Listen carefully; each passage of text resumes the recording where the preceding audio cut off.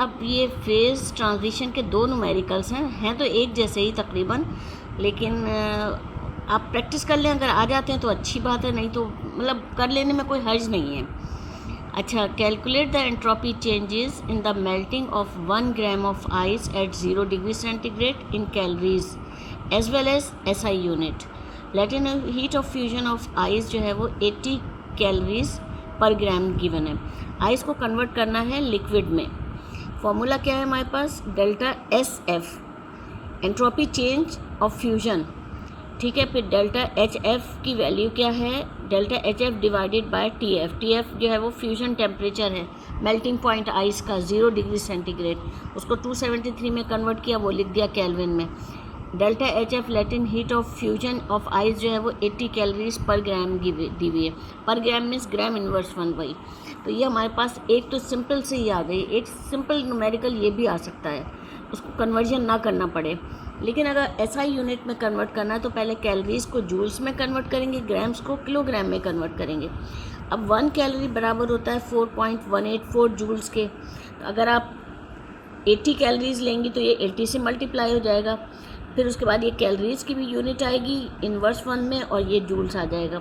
उसके बाद ग्राम को कन्वर्ट करना होता है किलोग्राम में, तो 1000 ग्राम्स 1 kg के बराबर होते हैं। तो हमारे पास तो 1 ग्राम गिवन है, तो 1/1000 ग्राम kg ये आ जाएगा। ग्राम इन्वर्स 1 kg, सॉरी ग्राम kg इन्वर्स 1, इसकी पूरी यूनिट ग्राम kg इन्वर्स 1 होगी। खैर, अच्छा, अब हमारे पास हमने यहाँ 80 कैलोरीज ग्राम, जो हमारे पास ये वाली वैल्यू आई थी जो डेल्टा HF की दी हुई थी, वो हमने यहाँ पे पुट की। उसके बाद जूल्स वाली वैल्यू पुट की, फिर हमने ये ग्राम को किलोग्राम में कन्वर्ट किया, तो 1000 ग्राम्स kg इन्वर्स 1, ये आपको याद करके जाना है थोड़ा सा। और ये 273 डेल्टा TF की वैल्यू, तो हमारे पास ये ग्राम कट जाएगा, कैलोरीज कट जाएगी, बच जाएगा सिर्फ क्या, जूल्स। केल्विन नीचे है तो ऊपर आके केल्विन इन्वर्स 1 और kg इन्वर्स 1 गिवन ही है। ये हमारे पास SI यूनिट होती है, ठीक है।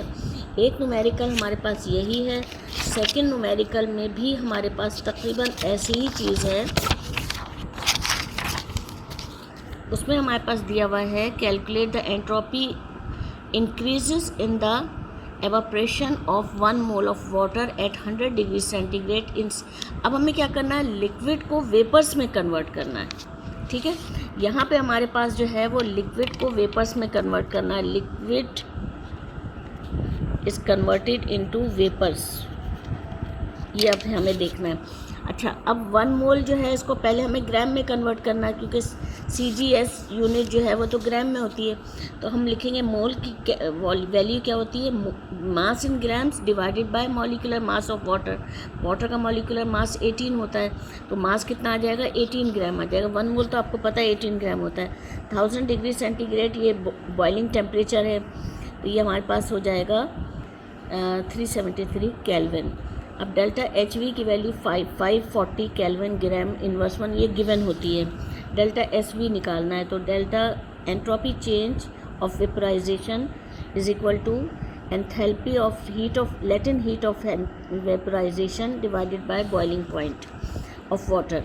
100 डिग्री होता है वाटर, 100 पे बॉयल होता है, तो ये 373 हो गया। ये हमने कब, ये हमारे पास CGS यूनिट आ गई, बिल्कुल उसी तरह। अब दूसरी दफ़ा मैं आपको बिल्कुल वही पहले जैसे हमने किया था कि 4.184 जूल्स हमने कर लिया, जूल्स को केल्विन में।